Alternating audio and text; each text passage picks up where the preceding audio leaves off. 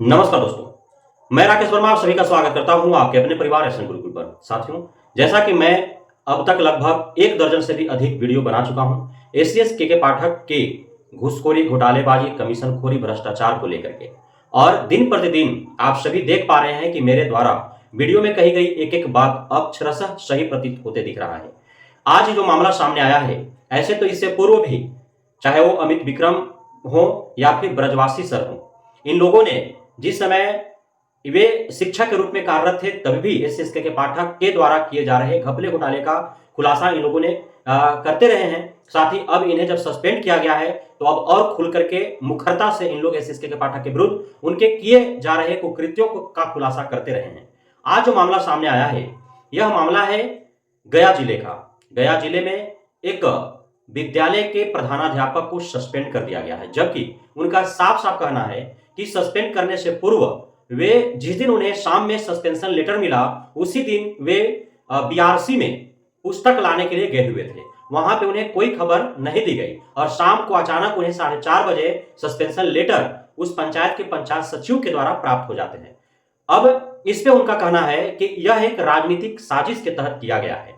राजनीतिक साजिश कहने का अर्थ यह है कि चूंकि उनका साफ साफ कहना है और यह हो भी रहा है, आप जहां हैं वहां, हम जहां हैं यहां, हर जगह पे व्याप्त है कि जिस प्रकार से, क्योंकि मैंने बार बार कहा है, आंगनबाड़ी केंद्रों में प्रत्येक माह 1500 से 2000 रुपए एसडीबीओ जो है वो बंधवा लिया है। अब आंगनबाड़ी केंद्रों में टॉफी और बिस्कुट पर बच्चे को पढ़ाया जाता है। जो पोषण आहार जो आता है, पोषण आहार जो आता है, उसका पैसा जो है वो बंदरबाट हो जाते हैं। इस वजह से प्रत्येक आंगनबाड़ी केंद्र से लगभग 1500 से 2000 या उससे भी अधिक, जहां पे जितनी क्षमता है उस हिसाब से जो है बांधा हुआ है। उसी प्रकार से उसी तर्ज पर एसीएसके के पाठक जब से आए हैं और विद्यालय में निरीक्षण का कार्य जब से प्रारंभ हुआ है शिक्षा में सुधार करने हेतु, शिक्षकों के जो उनके द्वारा मनमाने किए जा रहे थे उन पर लगाम लगाने हेतु जो निजी संस्थानों अर्थात आउटसोर्सिंग के माध्यम से डीपीएम, बीपीएम, बीआरपी का बहाल करके और जिस प्रकार से निरीक्षण किया जा रहा है, तो इसमें निरीक्षण कुछ शुरुआती दौर में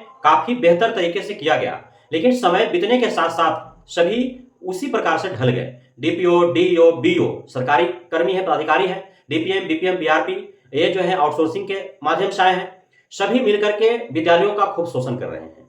उनका साफ साफ कहना है जो प्रधानाध्यापक को सस्पेंड किया गया, उनके प्रखंड में कुल 153 विद्यालय हैं, प्राथमिक, मध्य माध्यमिक, उच्च माध्यमिक। उसमें से 150 जो विद्यालय हैं वो सभी 150 विद्यालयों का महीना 5-5 हजार रुपए बांधा हुआ है। 3 ऐसे विद्यालय हैं जो महीना जो है नहीं देते हैं, जो लेवी, जो मासिक, जो हफ्ते जिसको कह सकते हैं हफ्ता वसूली या महीना वसूली, जो भी उसको नाम दे दे, जो भी लेवी जो हर माह तय कर दिया गया है, तो वह नहीं देता है 3 विद्यालय। और 3 विद्यालय जो नहीं देते हैं उनका दिन भर में 3 बार जांच होता है। कोई भी शिक्षक, शिक्षिका, प्रधानाध्यापक यदि थोड़ा सा भी गड़बड़ करे तुरंत उसको शोकॉज भेज दिया जाता है और अंततः जो है उन्हें सस्पेंड कर दिया गया। इसमें उन्होंने बिचौलिए का भी नाम लिया, बाय नेम उन्होंने दो शिक्षक हैं जो बीओ के दलाल उनके द्वारा बताए जा रहे हैं, उनका भी इस खेल में संलिप्तता होने की उन्होंने बात कही कि उनके इशारे पर ही ये सारा खेल हुआ है। उनके द्वारा जो एलिगेशन लगाया गया 99% सत्य है, क्योंकि पूरे बिहार भर के जितने भी 92,000 विद्यालय हैं उसमें से 75% 80% जो विद्यालय हैं वहां जो निरीक्षण करता है उनके द्वारा मासिक बंधवा लिया गया है, जिसको हफ्ता वसूली कर सकते हैं, महीना वसूली कर सकते हैं, जिसको लेवी कर सकते हैं, जो भी कहना है कर सकते हैं। तो वो बंधवा लिया गया है 3000, 4000, 5000, जहां पे जिस प्रकार के विद्यालय हैं, जैसी क्षमता है उस हिसाब से जो है वहां पे बंधवा लिया गया है। जो विद्यालय जो लेवी नहीं दे पा रहा है, प्रतिमंथ नहीं देने के लिए वो एग्री है, उसके विद्यालय में कभी डीओ जाएगा, कभी डीपीओ जाएगा, कभी बीओ जाएगा, और डीपीएम, बीपीएम, बीआरपी तो हमेशा जाते ही रहते हैं। तो वे जो है दिन भर में 3-3 बार जांच जाकर कर रहे हैं। अब जांच जब ताबड़तोड़ हो रहा है तो कुछ ना कुछ कमी दिख ही जाएगा, अब उस पर तुरंत कार्रवाई हो रही है। तो इस प्रकार के जो है धांधली किए जा रहे हैं पूरे बिहार भर में। अब क्या इससे यह कल्पना किया जा सकता है कि बिहार में जिस प्रकार से पूरी तरह से भ्रष्टाचार फैला हुआ है, क्या शिक्षा में सुधार हो सकता है? यह कल्पना नहीं किया जा सकता है और न इस प्रकार से जो है शिक्षा में सुधार हो सकता है। मैंने बार बार आप सभी को अवगत कराते रहा हूं कि किस प्रकार से एसएसके के पाठक के आने से शिक्षा विभाग में, शैक्षणिक संस्थानों में भ्रष्टाचार कम होने के बजाय और बढ़ा है। पूरा जो विद्यालय में साधन संसाधन उपलब्ध कराने हेतु जो पैसे दिए जा रहे हैं, आउटसोर्सिंग एजेंसियों के माध्यम से जो भर्तियां हो रही हैं, उसमें अरबों खरबों रुपए का जो है लेन देन, धांधली, सेटिंग जो है वो कमीशन खोरी, घोटालेबाजी की जा रही है। इसको लेकर के शिक्षा विभाग या शिक्षा मंत्रालय या बिहार सरकार जो है किसी प्रकार से कुछ भी कार्रवाई करने में खुद को असमर्थ पा रही है, वह आंख मूंद करके सभी कुछ झेल रही है। ऐसा भी एलिगेशन लगाया जा रहा है कुछ जनप्रतिनिधियों के द्वारा कि शिक्षा विभाग में जो अरबों खरबों रुपए का जो घोटाला हो रहा है, वो लोकसभा चुनाव में वो पैसा खर्च हो रहा है।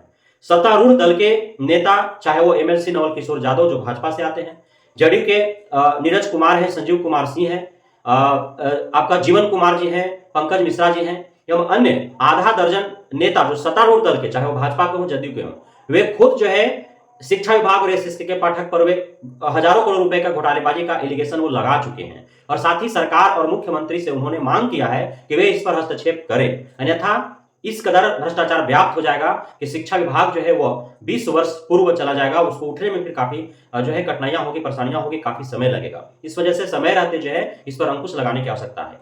प्रत्येक गांव मोहल्ले में जहां भी सरकारी विद्यालय हो, चाहे वो नवसृजित ही क्यों ना हो, उत्क्रमित ही क्यों ना है, या पूर्व से चल रहे प्राथमिक, मध्य माध्यमिक, उच्च माध्यमिक विद्यालय ही क्यों ना हो, हर जगह हर विद्यालय में कुछ न कुछ कार्य हो रहे हैं या कुछ न कुछ साधन संसाधन उपलब्ध कराए जा रहे हैं। कहीं थाली तो कहीं बेंच डेस्क तो कहीं मरम्मती का कार्य, कहीं पेयजल की सुविधा उपलब्ध कराई जा रही है, कहीं प्रीफैब का निर्माण हो रहा है, कहीं शौचालय, कहीं भोजनालय, कहीं कार्यालय मरम्मती हो रहा है, कहीं कैंपस का निर्माण हो रहा है। तो कहीं ना कहीं कुछ न कुछ कार्य हो ही रहे हैं। प्रत्येक कार्यों में 40 रुपए का थाली 120 रुपए बिलिंग, 2000 का बेंच डेस्क 5000 का बिलिंग, 3500 का पानी टंकी 7500 बिलिंग, 30,000 का मोटर 60,000 बिलिंग। जो जीर्णोद्धार का कार्य हो रहा है, प्रीफैब निर्माण जो है वह 80,000 1,20,000 के आसपास, 2.5 से 3 लाख 4 लाख रुपए बिलिंग। मरम्मती का कार्य जहां 1.25 लाख वहां 2.5 लाख बिलिंग। तो इस प्रकार से जो है पूरी व्याप्त है। जो IT instructor DPM BPM BRP की बहाली हुई उसमें जो है 2 लाख 3 लाख 5 लाख रुपए घूस ले लेकर के बहाली किया गया। आईटी इंस्ट्रक्टर को 6 महीने से वेतन नहीं मिला है और उनको बाहर निकाला जा रहा है बिना वेतन दिए ही। आधे से अधिक आईटी इंस्ट्रक्टर 31 मार्च 2024 से सेवामुक्त हो चुके हैं। अतिथि शिक्षकों के यहाँ से 6 वर्ष पहले बहाली हुई थी, उसमें भी लाखों रुपए का लेन देन हुआ था। आज 6 वर्ष बाद उन्हें 10 माह का 12 माह का वेतन अभी उनका बकाया है। उस हालात में उनको लात मार के नौकरी से निकाल दिया गया। उसके बाद जो है अन्य जो भी डीपीएम बीपीएम बीआरपी का बहाली, उसमें भी लाखों रुपए का खेल हुआ और डीपीएम बीपीएम बीआरपी का भी नौकरी सेफ नहीं है।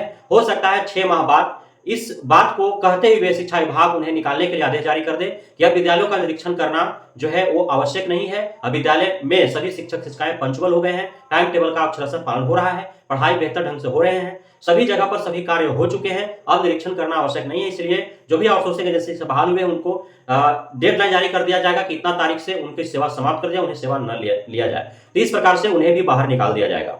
अब इस प्रकार से जो एलिगेशन लगाए जा रहे हैं, जो भी सस्पेंडेड हेडमास्टर्स हैं, प्रभारी प्रधानाध्यापक हैं या फिर शिक्षक हैं या फिर शिक्षक नेता हैं, तो उनके द्वारा जो भी लगाए जा रहे एलिगेशन वो 99% सत्य पाए जा रहे हैं। और सत्तारूढ़ दल के भी जो नेतागण एलिगेशन लगा रहे हैं वो भी 99% सत्य है।